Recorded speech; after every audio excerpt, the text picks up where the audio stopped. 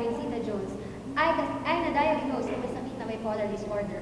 Siya ay kasalukuyan nagpapagamot at tuloy-tuloy ang medikasyon. Siya ay... Excuse me po.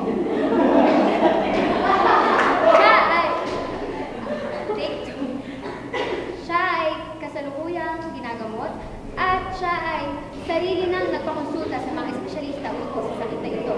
Ang bipolar disorder ay isang seryosong sakit sa pag-iisip na kung saan ang isang tao ay may sinusumpo-sumpong ng matinding panlulumo at manya. Isa sa mga sintomas nito ay matinding pagkamasiyahin, matinding level ng enerhiya at iba pang mga bagay. Maaari rin pabago-bago ang isip at pag-uugali.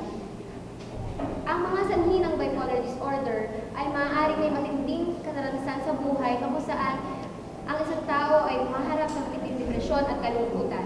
Ilan pa sa mga sikat at personalidad na may sakit na ito ay sina Eminem, Jim Carrey, at Axl Rose. Nag-uulat